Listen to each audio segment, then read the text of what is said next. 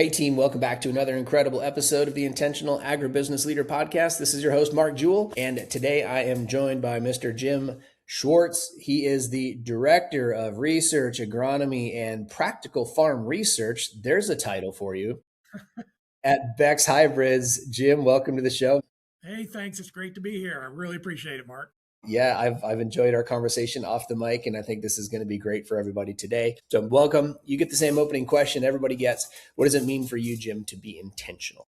That's a great question. And, as I thought about that question, I hearkened back to an old Stephen Covey line. Mm-hmm. And I oftentimes, when we're having meetings, we'll start with this. Hey, let's begin with the end in mind. What are we trying to accomplish in this meeting? Or at a higher level, what are we trying to accomplish with whatever initiative we're engaging in, to say, let's be thoughtful, let's be intentional about where we're going. Let's just not follow the wind. And so I would say, Mark, beginning with the end in mind is one thing. The other thing that I often talk about is that, hey, there's a big difference between making great decisions and having great outcomes.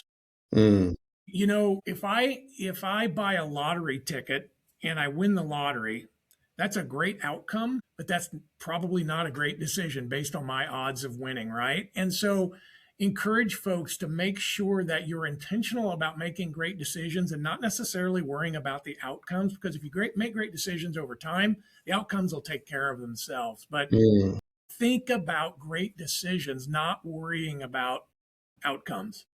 Yeah. So first of all, love it. And I love the reference to Stephen Covey, because beginning with the end in mind, one of the 7 habits of highly effective people, in fact, habit number 1, if I remembered the book right. And what a great book, by the way. It's available in our Jericho library, which people should go get access to at askjericho.com/try. I'm going to plug that right there. But here's the thing, man, like when I think about what you just said, this is the challenge, actually. And I know this is challenging for me.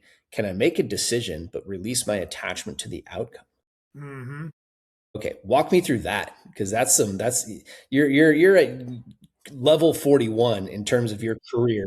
Mark's at like level 25, right? So I got a few years to go to catch up with you. Yeah, How do I release my attachment? It's a great question. And I would tell you this too. It also requires you to be in a specific work environment, Mark. I mean, there are some work environments where that's not possible. I happen to be blessed to work at an environment where we are allowed to make mistakes and fail. And that is so important, because if you are in an environment where you don't have the opportunity to fail, you'll focus on the outcomes and not on the decision. I'll give you a great example. I worked for a very large agribusiness in the past, and they have philosophy, and it's okay. It was their philosophy. They wanted to cross-train their people. Their philosophy was, we're going to have you take a different role every 18 months to 2 years, and that way you have broad experience. But what I found, as I observed over time, is what they realized is, since I'm only going to be in this role for 18 months or 2 years, the decisions I make don't necessarily have to be good long-term decisions if they create great outcomes for me personally in the short term. And so I found people making bad short-term decisions that had good outcomes for them personally, but harmed the business in the long run. Wow, super And I interesting. did not, and that bothered me a lot. In fact, in my exit interview, I talked about that. And so working for a company and in an environment that allows you to have that long-term vision, to say, I'm going to make decisions that could even have short-term negative consequences, but long-term positive gains, that's really important. And so that's being very intentional. Yeah. What comes to mind as you're saying that is something I say often. Show me the incentive and I'll show you the behavior. Mm-hmm. Right. And Correct. so if the incentive is to look good in the near term, then I will actually, and maybe even not consciously, 100%. make decisions that aren't in the best interest of my people or my business or my customer for the long run. Right. Because it's like, I gotta get paid today. So I'm going to do what it takes to get paid today, but I'm not thinking about 18 months ago. I'm not thinking about the investment account. I'm not thinking about how does this impact the next person who takes over this job? Because you know what? Now it's their mess. That's correct. You're 100% correct. Yep. Yeah. It makes me think a lot about our legislative system in America.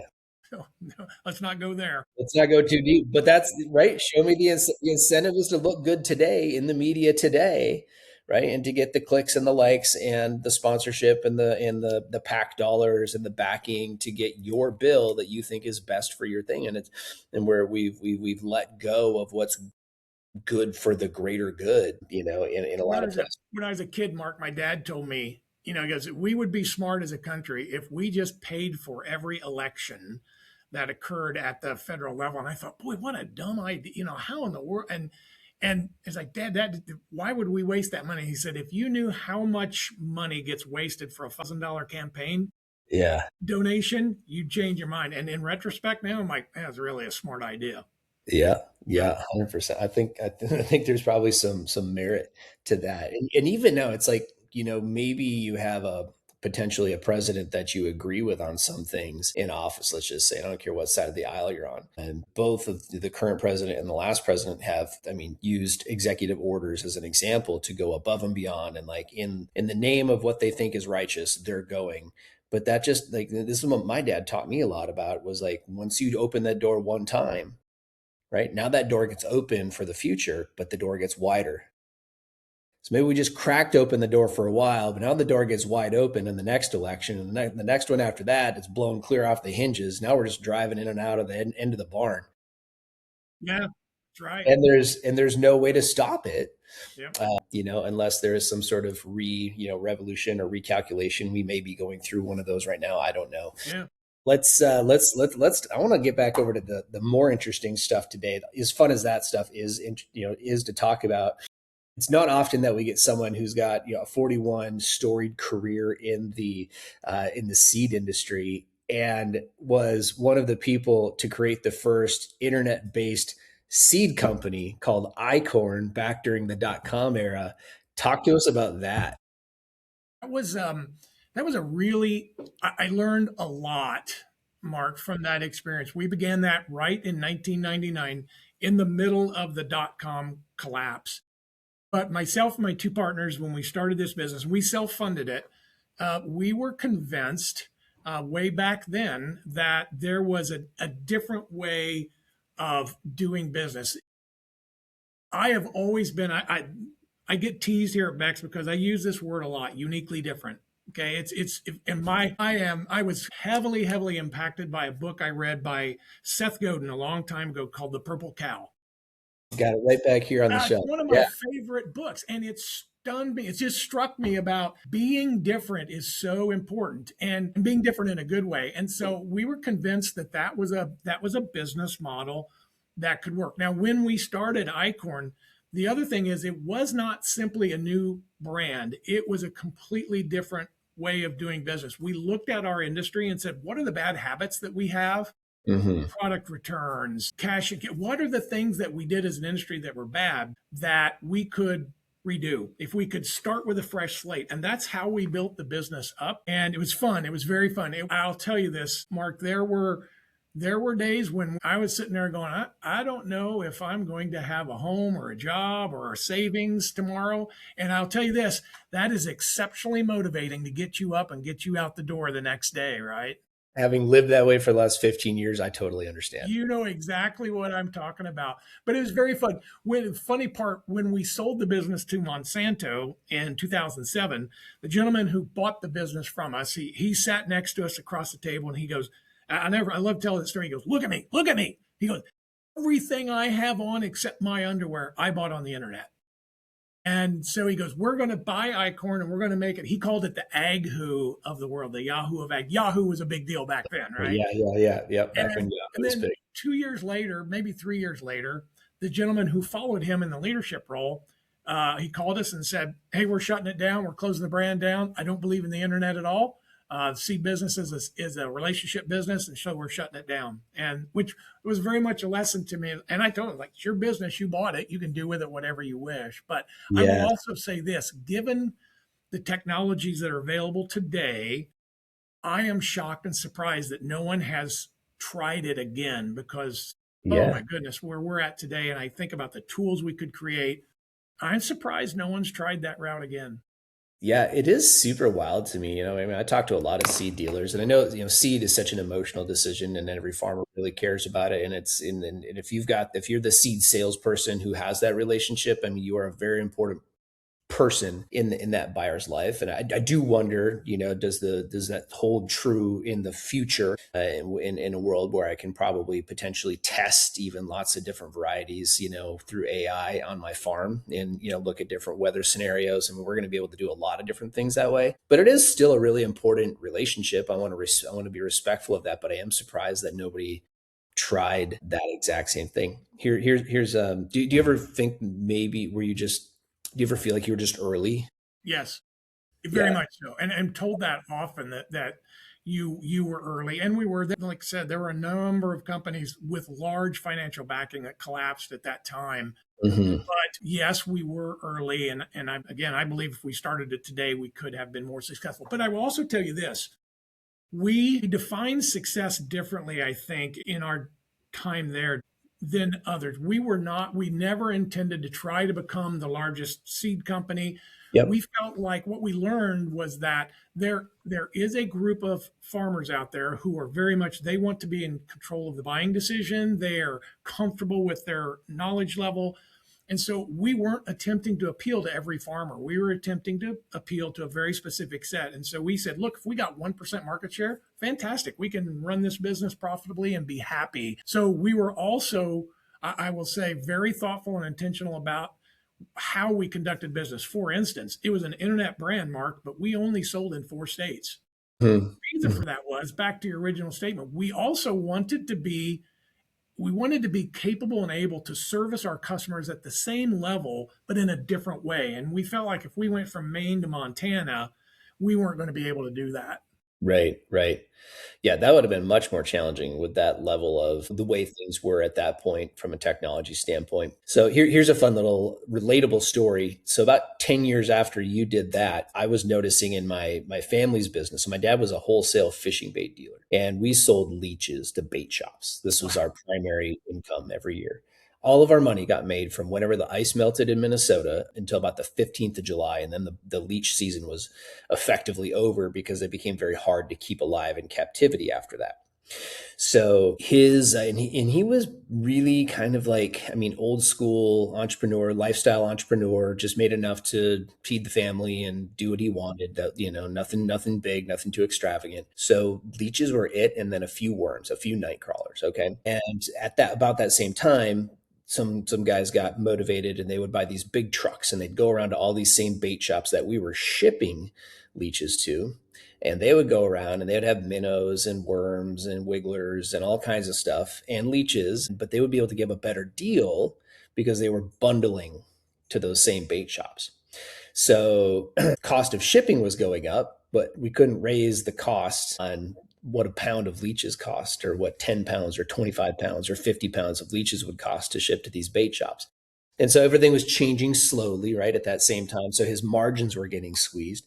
So I said, hey, what, and this is, I was early career at this point, 5 or 6 years into my career. So um, what if instead of just selling to the bait shops, at 50 pounds each or 25 pounds each, what if I send a pound to Jim Schwartz in Noblesville, Indiana? Mm-hmm.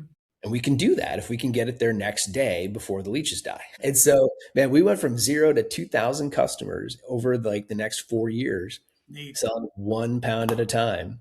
Love it. Yeah, but it was kind of the same thing. Like, it was early e-commerce, and I look back now because we had such success in building our initial customer base, and we had really good reviews and all. This was pre 5-star reviews. Nobody was leaving, really. It was word of mouth in like the fishing forums and stuff like that on walleyeCentral.com and stuff. And so, but we had a good reputation, good enough that I actually got in trouble. I got a Class B misdemeanor for selling leeches to they ran a sting on the Fish and Game, North Dakota Department of Fish and Game ran a sting and bought a pound of leeches from me, and then wrote me a ticket for it. So I got in trouble. But the point being, like, I was early in the e-commerce game, and I guess my encouragement to some people who may be a little bit, you think maybe you're forward thinking in the biologicals, game today, or maybe you're forward thinking in your little business where you're trying to build a book of seed customers,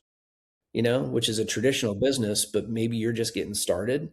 And I would think like, man, like if you can stick it out just a little bit longer, like things change, the world changes quickly, tools Yep. evolve quickly. It's my encouragement for someone listening to that. Maybe it's a new salesperson who's just getting their feet under them, or a new sales manager, or a new CEO. I don't care what the role is. It's like there's frustrating days, but man, if you can just stay in the fighting chair a little bit longer, I think I shudder to think now what Jewel Outdoors could have become Yeah. if I wouldn't have just got said, yeah, I'm not making enough money to feed my family selling these leeches. I got to go, and that was true. I mean, I had an economic responsibility as the provider, one of the providers in my family to go do that. But I think that's important for people to think about. No, completely agree. When I hire people, Mark, I always tell everybody I hire, your job the first year is to simply learn your job. Your Mm, job the second year is to perfect yourself in the role. And then your job the third year is to make an impact in your role. And that my point is it takes time, especially in an industry like ours, it's one cycle a year that you have to be patient with yourself. I'm not good at patience, but you have to be patient with yourself and patient with your business because it does take time. yeah, 1,000%. Well, let's talk a little bit about that. How do you curate a culture? You've been in a few organizations. You've been at Beck's for almost a decade. So, I mean, how do you curate that culture within your team? And you've got a pretty large team that you're in charge of over there. So, Yep. how do you make it so that people can feel? Because I know if I'm not making results in like the first 3 days, I feel like I'm failing. Yeah, it's a great question. So it starts with obviously it starts with the people you hire. We are, and I will tell you this, not pandering here. We are incredibly intentional about our hiring process and our onboarding process. Mark, we've had people leave during our onboarding, right? And that's an okay thing because we want to make sure that it's a fit. But so my realm here at Bex is research. And you would say that's a very technical field and it requires very technical skill sets. It does, but I don't hire for skill. I hire for culture fits. We look at culture first, and it's the most important part of Bex. And then you train and you onboard and you make sure that you consistently communicate how you wish to manage and run your business. And it catches on. It really does. And so, Mm, but boy, it is. But then the other thing I would tell you is it requires a consistent mindset of coaching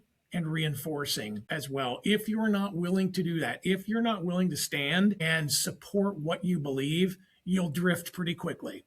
And mhm. so understanding that and making sure you don't drift, really important.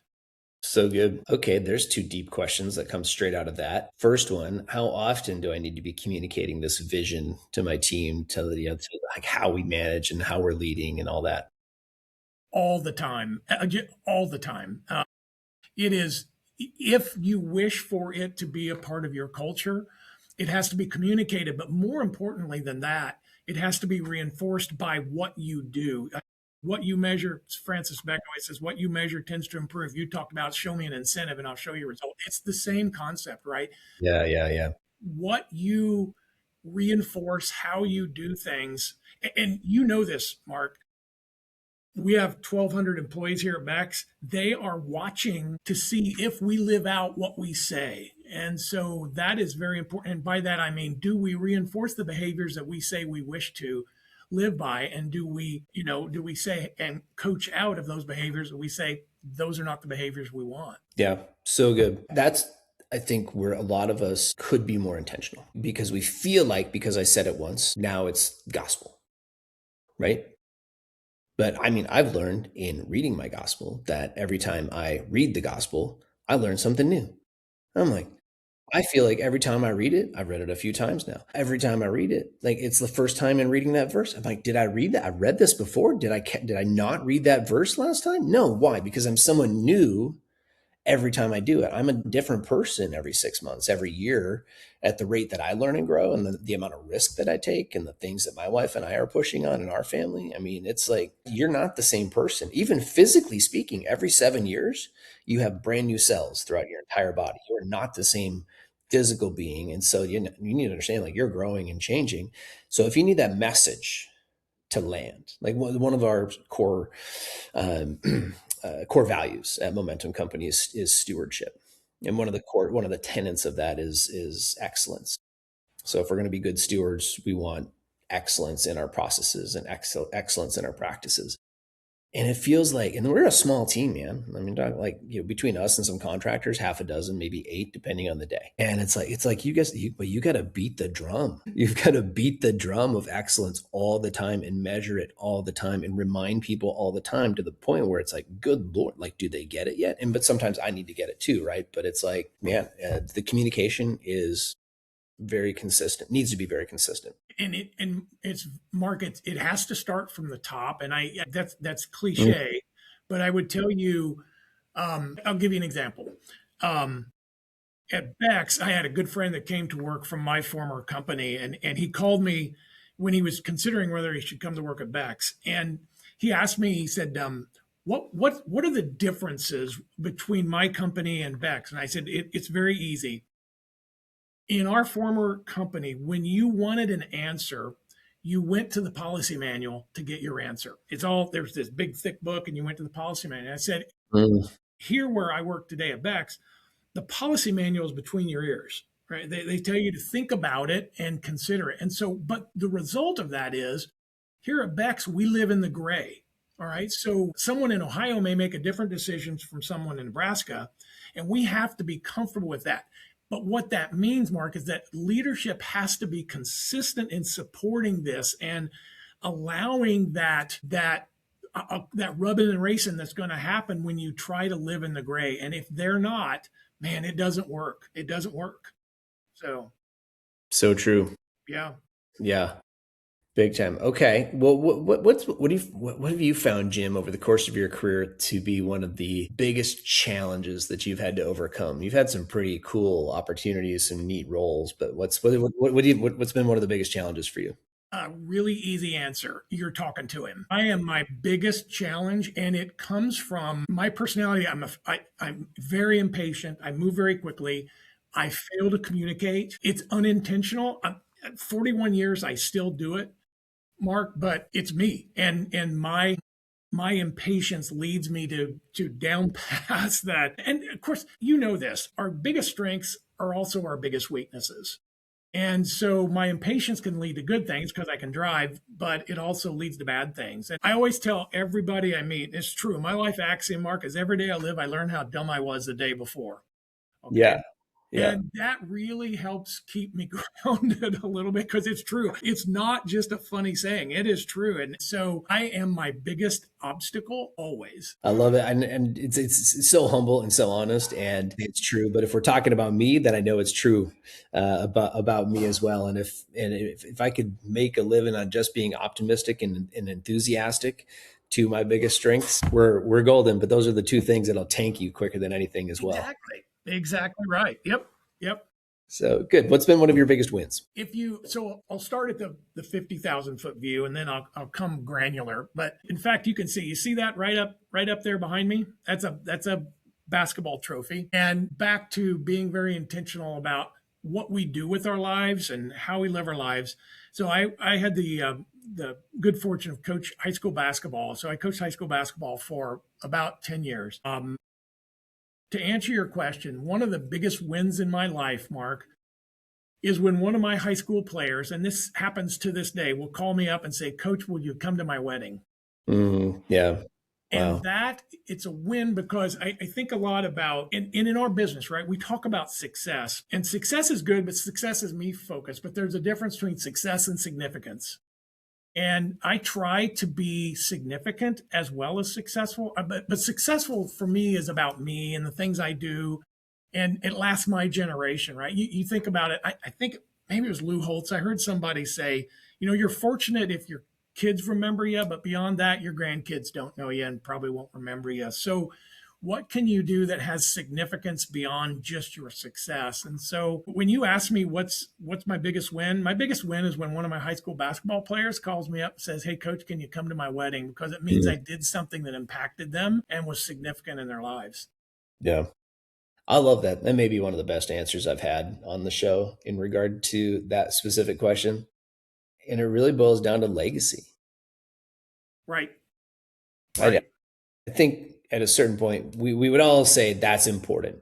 For most of us, though, in our 20s and 30s, we focus on the success aspect. But post these, we for sure, and I just know this because I'm only 5 years into that, I know like what's more important to, like, as I look at the next 20 years, if I'm going to rock this for another 20 or 30 years, I really don't care. Like, I know that I'll create enough financial success to do most of the things that I want to do. I'm not Yep. really Yeah. concerned about that. Like, it's not, and I'm not rich or even wealthy by the world's definition. I just know, like, I'll figure that part out. It's the, like, I'm more concerned with the, did I leave the world a better place? Did we build better leaders? Is there a ripple effect from the work that we're doing? Are we, our definition, our mission as a company is to help people and leaders curate the environments within which their people can thrive.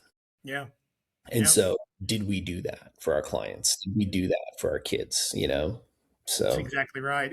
I was listening to a Casting Crowns song coming up to work yeah, this morning, and it was about legacy. And really, I hope, Mark, that when I'm long gone, my legacy isn't about me, because I've probably failed if that's the case. I tell both my boys that, and I've told them this since they were little kids. You will find true success and happiness in life when you realize your life's not really about you.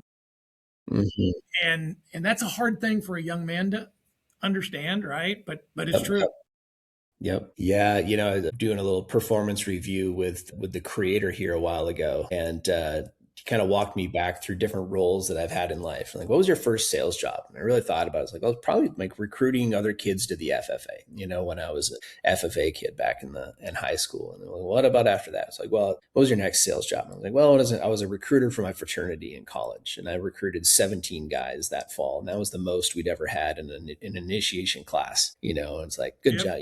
I got, so you're capable of selling stuff. Have you ever had success in your sales job? Every single one. I've had at least some level of success, so you can recruit customers and you can recruit people to a fraternity. So the question that came back was, great. When are you going to recruit them to me? Hmm. Amen. So I'm entering. So my title now at the Momentum Company is actually Chief Evangelist, I which is a love it. fancy title for you're in charge of sales for the Momentum Company. But the underlying thing in everything that we do is, are we bringing people closer to the Lord? Yes or no? Yep. Someday when we have time, I'll tell you a story about mission work. I did mission work in Wow. Panama for about 10 years. And Wow. Cool. I'll tell you a cool story when we have some time. Yeah, beautiful. All right, what's been the most one of the most impactful books? You already got Covey out of the way with Seven Habits of Highly Effective People. Yeah. What's the resource that you would share with people So to digest? genuinely, when I saw that question, I'm like, okay, the Bible. And even if I would tell you this too, if you're not a believer, there are fantastic leadership For lessons to sure. be learned in that book. You don't even have to believe. If you read that book and you pay attention, there are a lot of good leadership examples that in that book. Mhm. I mentioned Purple Cow, and it's not really a leadership book, but here's why it struck me, Mark, because what I really took away from that book is be different, think differently, act differently, don't conform, So good. in the grand scheme. And so that book really impacted me in that way. Mm, yeah, it's a great reference. We're gonna add that into the Jericho library as well. More of that, and get to think that way. So what's cool about Jericho is it assesses when you onboard into it. It takes a look at what are your goals and what are the things that you're working on and what are your current capabilities and where are you at, and then it helps you figure out how to progress with that over time. So it actually sends you recommendations of books to read or podcasts to listen to or speakers to watch and things like, or courses to take and things like that. And so that was the whole, like, part of the idea behind Jericho, is that we would help people progress in their career Love that. without us having to be on every coaching call. So it basically is replacing a lot of the coaching that we do, because we can only do so many coaching calls with our small team all the time. For sure. And we have at least 200 people in coaching right now. So I mean, we're doing a lot, but this helps us get more scale and gets those books. So thank you for the rec. That's people are going to find that at askjericho.com. Man, as we start to bring it in for a landing here in just our last few minutes, it's gone by so fast. But do you have any other tales of wisdom or things that you would share with us, Jim? So, I think so. My life verse, Mark, is 2 Corinthians 4:18, where it says we focus on the things that are unseen, not the things that are seen, because the unseen is eternal and the seen is temporary. And when you think about, and if now that I think about it, what that verse is saying is be intentional about your life, right? Mm. And so, what I would say is focus, focus on the things that are important. This world is full of distractions. There's a great book Covey's son wrote, The Four Disciplines of Execution. And he talks about the whirlwind, right? And how we can get caught up in the whirlwind of the day. Don't get caught up in the whirlwind of the day. Make the main thing the main thing. And boy, that is very cliche. But seriously, if you'll just focus on the important stuff in life and you remember there's a big difference between success and significance, I think you'll have a good day. Yep.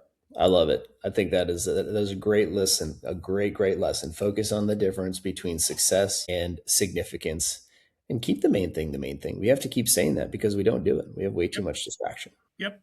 For Absolutely. sure. Jim Schwartz, pleasure to meet you. Thank you. Thanks for being on the Intentional Ag Leader podcast. I appreciate you sharing some of your wisdom with us today. My pleasure. I've really enjoyed getting to know you and talk to you, Mark. Hmm.